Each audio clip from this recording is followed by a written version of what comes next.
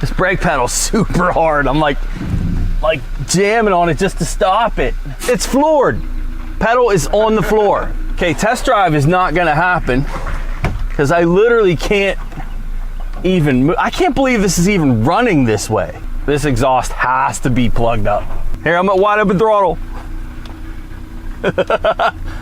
All right, so you have something like this. If you're an owner of a car like this, first thing you can do without even doing any testing at all, remove the upstream oxygen sensor, just get it out of the exhaust to give it a place to breathe, and then see how you can drive it, which honestly can be our first test we do. We'll scan it and do the other stuff and go through the motions. Show you some different techniques for measuring for a restricted exhaust, but it really doesn't get any more clear than that. Normally you can hear like a restriction sound with the exhaust, like a psst when you rev it. I didn't hear that.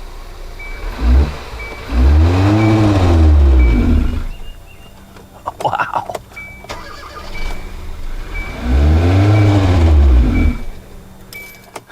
That's just me trying to rev it up. Listen, this is wide open. Yeah, this is really bad. Where do we want to start? I don't know. We'll scan it. Pete already told me there's no fault codes in it, but we'll look at some data and confirm there are no codes, and in particular like cam crank correlation type stuff for how this is running. We know our engine vacuum's low just on how hard the brake pedal was. That's about as bad of a low power condition as I've ever felt, ever. That's how restricted I believe this exhaust is. And like I said, easy test, take the upstream O2 out. I have a gauge we can put in there, which is what we're gonna do. We can get creative with exhaust back pressure testing. We can do a pressure transducer, in cylinder stuff. Depends how this goes. We got some weather coming, so we gotta move kind of quickly here. All right, 2014 Kia Soul 1.6 GDI engine. Just gonna do the engine here. Not worried about a full code scan. Got a fuel level sensor A, circuit high. That was why the pump was replaced, was for the level sensor. So that's a history code. That's the only code we got. Oh, let's see what we got in the intake and exhaust data list. Just look at this map sensor for a second.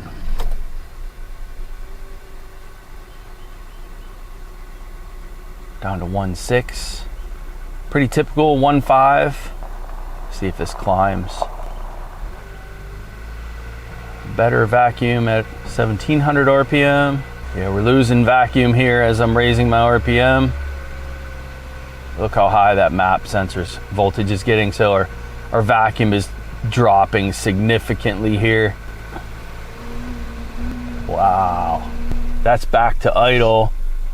Look how poor the vacuum still is.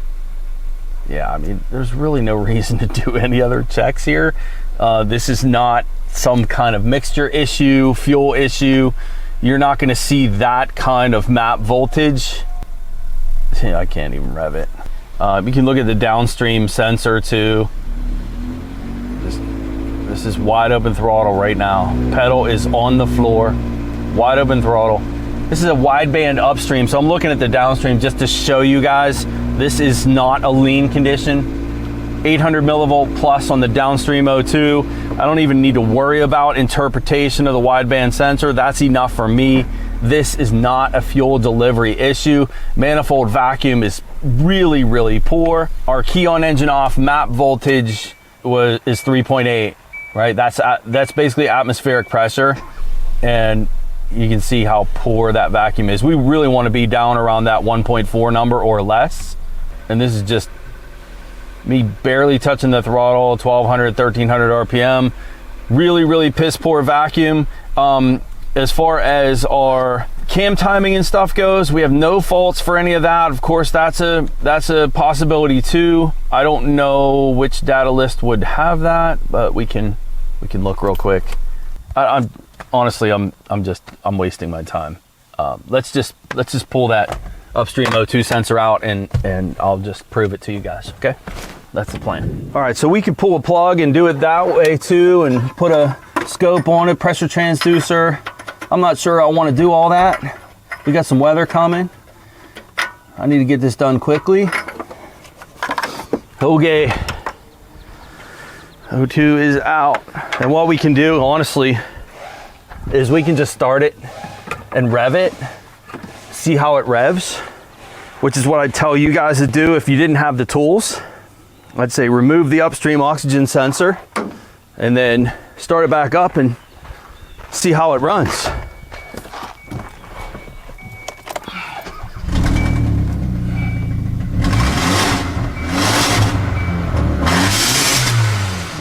Now you can hear the sound.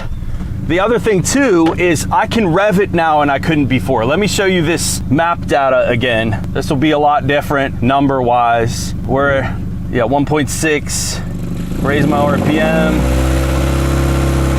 Yeah, down to 1.1, which is better vacuum. Just basically the equivalent of using a vacuum gauge. That's 2,000 RPM. 3,000.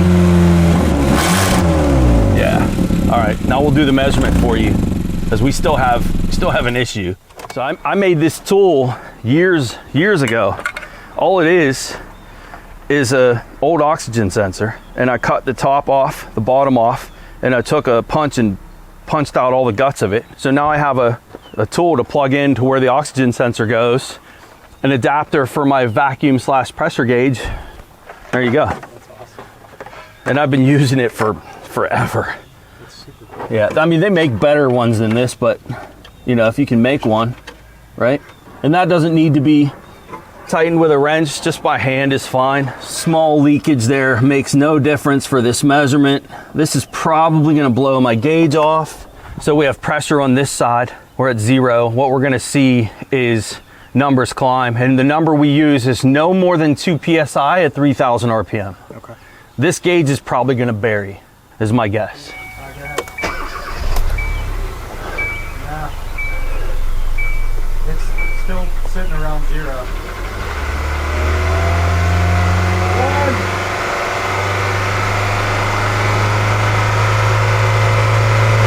Where's it at? So the weird part right now is it's actually revving fine.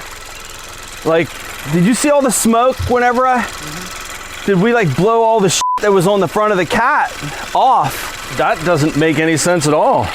Yeah, it stayed around 1. At one point it went up to like 6. Well, that's on a snap. That's not good. That test actually passed, but now it's revving fine too. That's weird. That just blew off. This is not meant for any extended period of time. I know this exhaust is plugged, even though that test passed. Here, with it open, watch the smoke that comes out of this.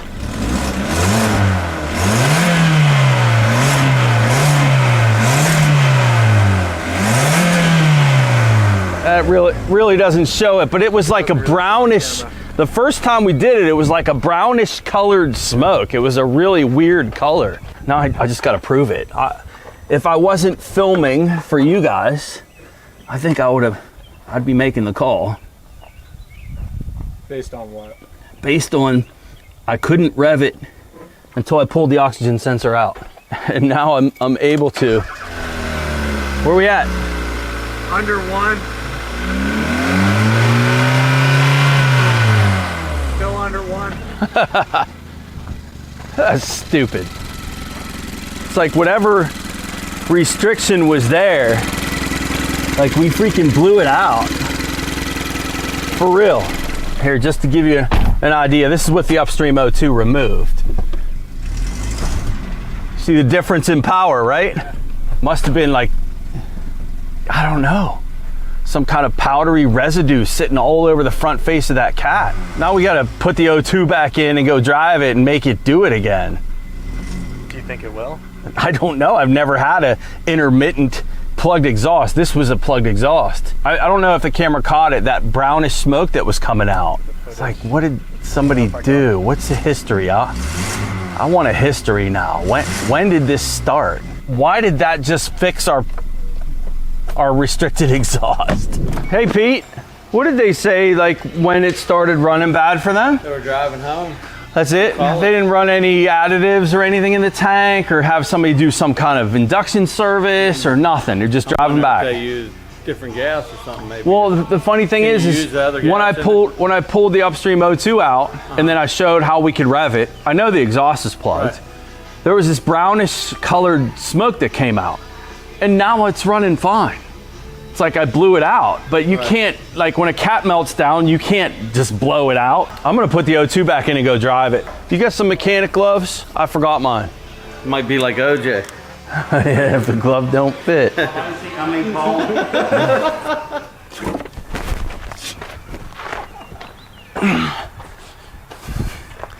there a hole in the glove? There's a hole.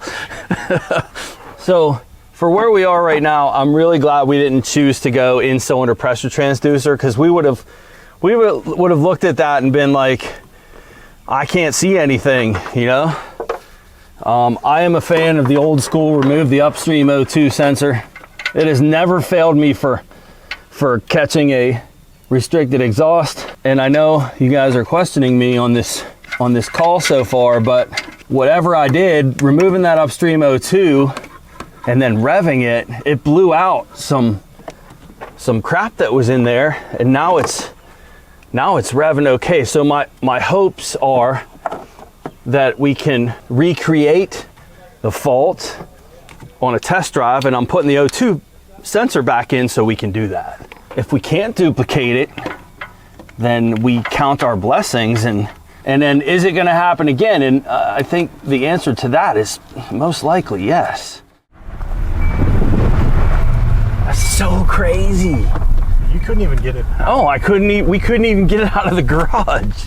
I have a check engine light on now because I ran it with the oxygen sensor removed. Dude, what the heck? That's why it passed the test. As I'm driving this, we can put a couple in here on what a restricted exhaust looks like with this same tool. All right, the test I use for these that has not failed me in 20 some years, no more than 2 PSI at 3,000 RPM. I'll bet you it's more than that even at idle. We're like 1.5 just sitting here at idle.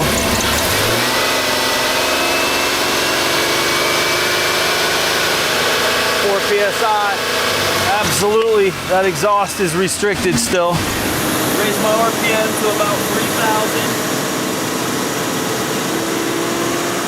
You guys saw on that, we had somewhere between about 6 and 9 PSI. The spec that we use is no more than 2 PSI at 3,000 RPM in park. That's a no loaded situation. There's not a lot of airflow. We should not have really any back pressure during that time. And I have to tell you, the good systems I've done, you'll pretty much hover around 0. So weird. So I hate these kind of videos where I'm like, well, we're done. See you later. There was something in that exhaust. Where it came from, I have no idea. I believe the last thing that we'll do before we give it back to the customer and have them drive it is I want to look at my fuel trim data and stuff and make sure that that looks okay. And then from that point, like we're done. At least for now, we're done. Something was in that exhaust and it did not make it through the converter.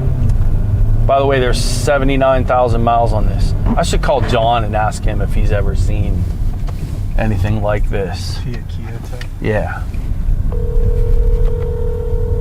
Hello. John. What's up, buddy?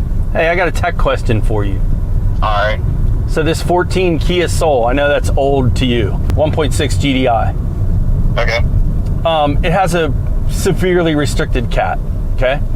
And when I pulled the upstream oxygen sensor out to prove that's what it was and just to rev it, it had this like cloud as I was revving it of like a brownish colored smoke. And then when I put my back pressure gauge in to measure it, it measured good, and now I'm driving it perfectly. Like, in other words, it was a powdery substance that was on the front part of the cat, and I was able to blow it out. Like, how is that even possible? I don't know. Unless that, I don't know. I mean, so many Hyundai Kia products have problems with oil consumption. Yes. Pretty much all of our cars that come in with oil consumption problems end up smoking a cat. Yep.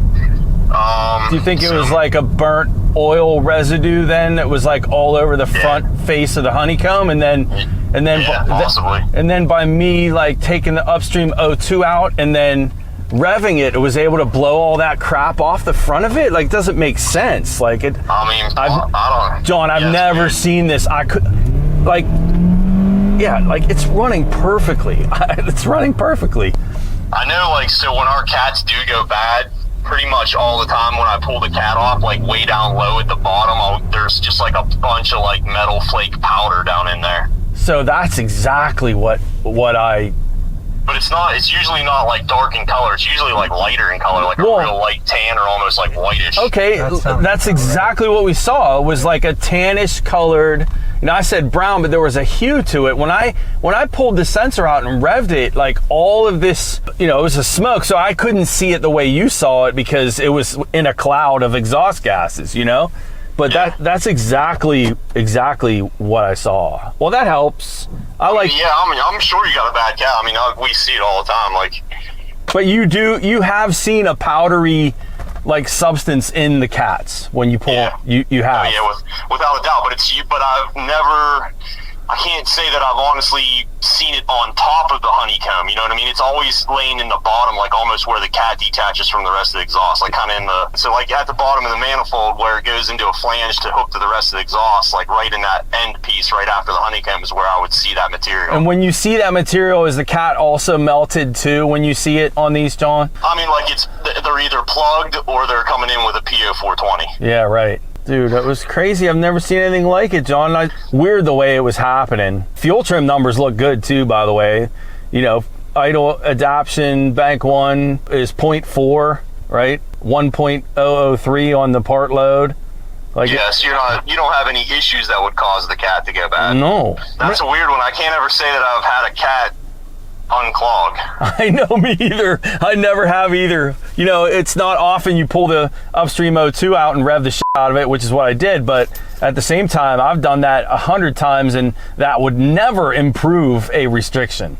Never. Yeah, for sure. That would just confirm it. It would just confirm it. Yeah. This would be one, Caleb, that what we should do is go back to the house and get the camera and put a Borescope down in there just to see the front part of that honeycomb. That's what we're gonna do. All right, John, I'm gonna run back to my house. For you guys that don't know the fuel adaptation stuff on here, what I would recommend doing when you're unfamiliar with fuel trim numbers is exiting out and then going into a global OBD2 mode where it will have more familiar looking fuel trim data. All right, so I just pulled over briefly here, guys. I want to show you this global data that I was talking about. But real quick on the codes, you see we have a heater circuit code because I had that O2 unplugged. I'm going to clear these out of here. Clear these. Codes are gone. Cool. All right, so we're going to switch cars here. And then we're going to go OBD direct, OBD diagnose. And we're just looking for more familiar looking fuel trim data. That was at idle, it looked really good. This is at a little bit higher RPM. This is 1800. Really slow data parameters. Look how slow that's counting.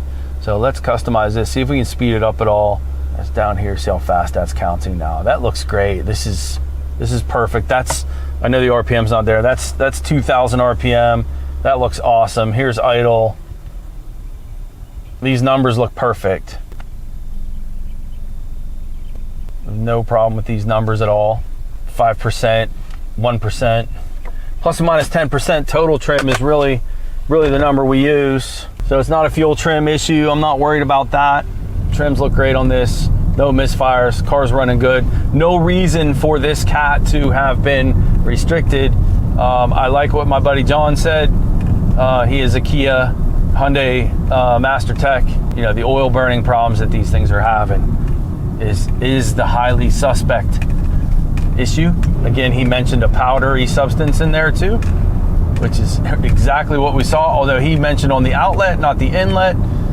Can't explain that. Hopefully we can show you something with the Borescope.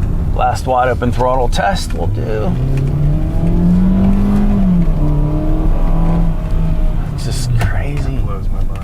Me too, because we couldn't even pull it out of the garage. I had to do like a 5-point turn. I was like, Caleb, push me. Like, it wouldn't move. Map voltage clearly showed us that restriction. We absolutely had a vacuum conditioned. Brake pedal was super hard. None of that. Brake pedal's nice and soft. Vacuum's really good. Car runs good. We blew whatever it was out by removing that upstream O2. All right. Why would that blow it out? Like, why would it blow out? Yeah, well, I mean, when I pulled the removing O2 out, now we have a spot for the exhaust gases to flow. to escape and That they don't have to go down through the cat, and now they're blowing through the side. So turbulence mixed it up and blew all the crap that was on the front face of that cat off and out. So I gotta let this cool off. I don't want to melt my camera. Wonder how much heat that can take. You know, we need to shut the camera off for a little bit. We have to let this cool off. So you can see the honeycomb, and you see the white kind of stuff. Those are restricted passages. I'm trying to get a straight shot view of this. I'm having some difficulty. Yeah, those are plugged. So we definitely blew a bunch of crap off the front of that. You can see though that the powdery substance that's in the front part of that we blew it out when we put our gauge in there. And it's not perfect. Like, you see how clean the bottom part of that is in comparison? That top part of that's still pretty plugged. You can see like in this area how clear that is and how much contaminants are in the rest of that. That is so crazy. I mean, it needs a cat. I don't know that you could clean that out. Maybe if you like put a air hose in the exhaust and then plugged it and then blew it. I wonder if that would work, and like if we should try it. that would be really cool. We should try it. All right, I'm gonna try doing this in the exhaust. Try to plug it. Ready? Yep.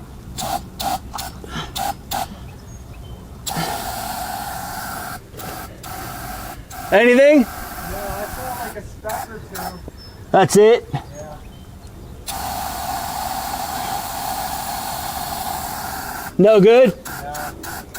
Okay. Can't get down in there, I don't think.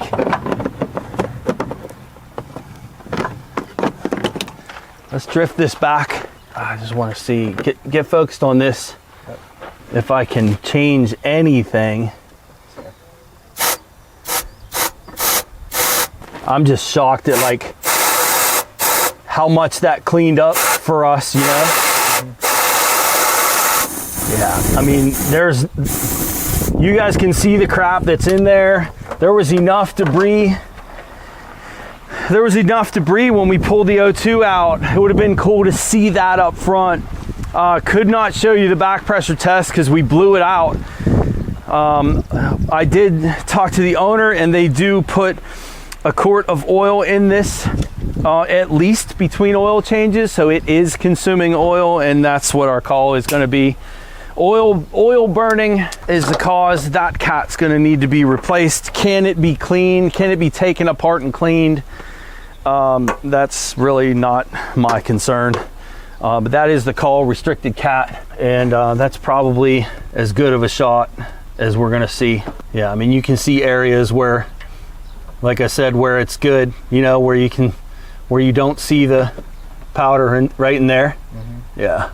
But it's not melted. I really feel like, you know, if this was mine, I don't know. Drive it till you couldn't. I'd drive it till I couldn't, or maybe even pull it off. Like, we're in the Rust Belt, so this stuff's not gonna come apart. But maybe pull it off, and like, I've seen people like hose out catalytic converters, and I always laughed at that. Like, what's that gonna do? Like, in this scenario, it might actually work. Last thing, sorry. I'm gonna start this with that O2 removed and rev it a bunch of times and see if we can blow some more of that out. I won't be able to put the camera back in, it'll be too hot.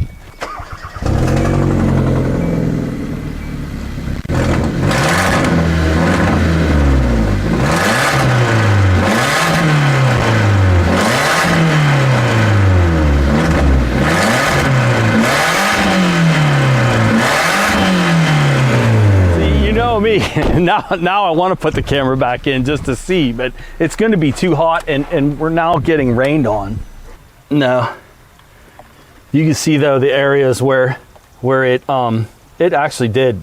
Look at the overall, you see like real white here, and some of the white coming off in the clear areas here. This cat's just plugged. Yeah, we're done. Okay, final closing on the Kia. I was just telling Caleb, I was like, if that's my car, because that's probably $1,000 cat. If that's my car, I'm gonna take that cat off, and I'm gonna look at the back side of it, because I couldn't see that. I could have pulled the O2 out, the downstream O2, and then looked with the Borescope, but in any case, cat's gotta come off. If that's mine, I'm gonna take the cat off, look at the back side of it, make sure the honeycomb is still intact. And if there's no melting on the back side of that cat, I would absolutely try to run stuff through that cat and clean it. And I know that, you know, we all make fun of people that clean catalytic converters, but if that catalyst is not melted, cleaning that cat will work. It just, clearly we blew it out by taking the O2 out. Most of that, or the majority of what was there. Just crazy. I've just never seen that before, that powdery substance that's there. So, yeah, if it's mine, that's what I do. And then, you know, of course, we live in the Rust Belt, so hope the flanges are okay and that it actually comes apart in one piece, which probably will. But anyway, I just wanted to add that. I do not endorse cleaning catalytic converters, but I think that this is a scenario where a legit blowing it out in some way, cleaning it out in some way would be the attempt that I would make, as long as, again, the honeycomb is not melted on the outlet side. On the inlet side, it looked fine. All of that debris that was there, to me, seems that it can be cleaned out. So anyway, I just wanted to add that. All right, catch you guys later.